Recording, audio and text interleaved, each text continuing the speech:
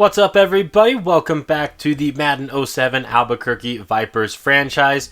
Today we're going to be looking at how Season 4 wound up going, at least the regular season. Looking at the standings, the Browns end up winning their division at 9-7. The Bengals and Steelers both 8-8, and then you got the Ravens at 4-12. The Colts yet again win their division, this time at 12-4, but right behind them are the 10-6 Texans, and then the Jags and Titans did not do well this season. The Patriots win their division again. What else is new? And then you got the Jets at 8-8, then the Bills, and then the Dolphins at 5-11. The Chargers go 11-5. The Denver Broncos, after coming off a really bad season, go 10-6 and make the wild card. The Chiefs are on the outside looking in at 9-7. Then the Raiders at 7-9. In the NFC North, the Packers go 12-4. The Bears get a wild card at 9-7. Then you got the Vikings and the Lions. The Falcons go 12-4. They get themselves a playoff bye. The Saints go 10-6, get a wild card berth there, and then you got the Panthers and Buccaneers. The New York Giants, they go 10-6 and win the division. The Eagles at 9-7 are on the outside looking in. Then you got the Cowboys and the Redskins. And then finally, the Vipers. We get our first ever division title, and then everyone else in our division had a losing record, including the Seattle Seahawks, who have won our division every season before this. They go 6-10. Our boy Orlando Cross had the best QB rating in the entire league. He was also fourth when it came to passing yards. He was first when it came to passing touchdowns with 29 of them. We also have Michael Vick and Tom Brady up there, as well as Pleasant and Eli Manning. When it came to interceptions, Mike McMahon there, Drew Brees, Aaron Rodgers, Alexander, they didn't throw that many. Meanwhile, Peyton Manning, 27 interceptions, 26 for Michael Vick, 25 for Byron Leftwich, 21 for Aaron Brooks, to just 8 touchdowns for him. Not a good year for him and the Baltimore Ravens. And then when it comes to quarterbacks getting sacked, Orlando Cross was not sacked the most. Tom Brady was sacked one more time, but still our offensive line was struggling once again this season. And then when it came to fourth quarter comebacks, surprisingly, Tim Rattay of the Browns had 3.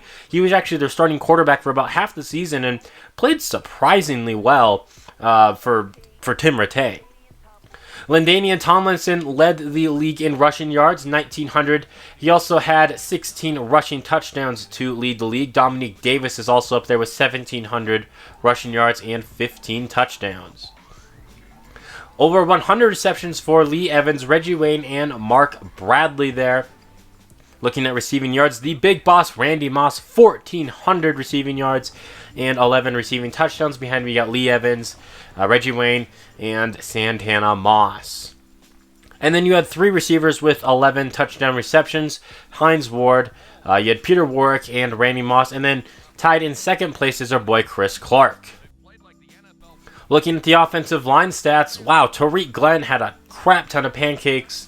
And it's nice this season. We do not have a player up there for most sacks given up. So at least we're improving in that area. A lot of Vipers are up there for TFLs. I'm pretty sure that's just a user thing to user. At least on the sliders that I'm playing on, tend to get more tackles for loss. And then you have 3 guys with 15 sacks and 2 with 13, including our guy Antrell Wilson. Dwight Freeney had the most big hits there. And then you have a guy, McGee, 9 interceptions for him.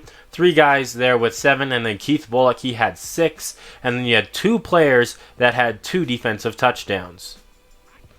And then looking at the kicking stats here, our boy here, John Hall, he only missed 1 field goal all year long. That made him the most accurate kicker in the league. And then Dante Hall was one of the best return men. We have some of the best special teams probably in the league. He returned 2 kicks for touchdowns. And then punt returns, Skylar Green of the Cowboys returned 3 for touchdowns. Looking at our season stats now, 3,000 passing yards for Orlando Cross, almost 600 for Josh McCown. Cross did throw 12 interceptions and, as we already saw, was sacked 53 times. But not a bad season for him at all. He was an MVP candidate. We'll see who won the MVP in a second here. Almost 700 rushing yards for Orlando Cross as well, including 5 rushing touchdowns. Phil Van Dyke was just shy of 400 yards. Then you have Ed Ailman and Michael Bennett. They each had about 300. Then you got Maurice Morris, Edgerrin James, Josh McCown, and then Walt Morrison, the -2 yards for Charles Phillips. Drew Bennett was our leading receiver, 44 receptions for him, for over 500 yards and 4 receiving touchdowns. Then you have Chris Clark with 29 receptions, over 700 yards and 9 touchdowns. Charles Phillips, his first season without 1,000 yards because he was injured. He had 4 receiving touchdowns. Over 300 yards for Smith and 6 touchdowns. And then you also had Dante Hall there. You also had the running backs were getting involved in the receiving game as well. Maurice Morris had over 200 yards and 3 touchdowns. Glenn Nash, almost 200 yards and 1 touchdown. Ed Ailman, almost 200 yards and 2 receiving touchdowns. And then you just get to the guys here who just had a handful of catches on the year. And then looking once again at our offensive line stats, we did not have anyone who was in the top for sacks given up around the league, but we still gave up a fair amount of sacks. I mean, when you give up 50-some, at least it's not just one weak link, I guess. It's kind of just everyone and whatnot. Wilson led us in sacks with 13. Then you have Daryl Finnan with 9, James Hall with 7, a couple of guys, or just one guy rather, with 5, a couple of guys with 3. Pete Hunter, he had himself 2, and then you had a guy there with 1. Dre Bly and Ike Taylor each had 5 interceptions. Then you have Mike Adams with 4. You have Jordan Babnox and Jeff Robich with 3. A couple guys there with 2, and a couple guys there with 1. And then we also got 4 defensive touchdowns. All of them were pick sixes. We already saw John Hall, best kicker in the league. Our punting stats, they're just punting stats. Dante Hall, he had himself a pretty good season in the kick return game, and he returned a few punts. Landanian Tomlinson is going to win his second MVP of his career here. And then you got Orlando Cross. He is runner-up. If he didn't get injured and miss that game against Green Bay and also most of the game against Tennessee, he very well could have been the MVP. I think he'll eventually win an MVP for us. It just wasn't this season. Michael Vick was also a runner-up there. He won it last season. LT also wins Offensive Player of the Year. Orlando Cross came in 3rd in that category. Dansby wins himself the Defensive Player of the Year. Behind him, you got Greenwood, you got Barton, Brooking, and Johnson. Steven Woods wins Offensive Rookie of the Year. He's a wide receiver for the Detroit Lions. Coming in 2nd place, though, is Chris Clark, our wide receiver, but he didn't put up as many yards and whatnot. And then you also have a couple more receivers there, as well as the Chiefs' new quarterback in Ray Dawkins. Defensive Rookie of the Year goes to Mobley of the New York Jets. Then you got a couple of Buccaneer linebackers up there. Another linebacker in Baltimore. And then yet another linebacker, this one in Pittsburgh.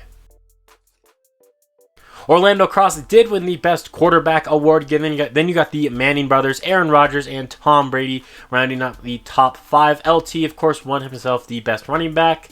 For Best Wide Receiver, you got the big boss, Randy Moss. For Best Offensive Lineman, for whatever reason, we got 3 of our guys up there, probably because of pancakes. I might need to mess around with those sliders and whatnot, just because I'm pretty sure those are pretty unrealistic stats. I don't really follow offensive lineman stats and whatnot. I don't keep a close eye on them, but I think over 100 pancakes is a bit much for when it comes to realism in one season. Maybe I'm completely off on that, though. I don't know.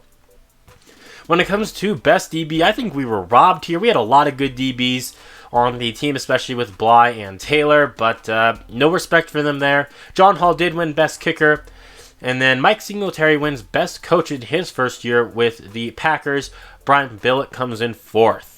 So now, our next video in this series is going to be our wild card game against the 9-7 Chicago Bears. We beat down on them a couple videos ago. Let's do it again in the playoffs. But until then, this has been Jeffrey reminding you to stay moist.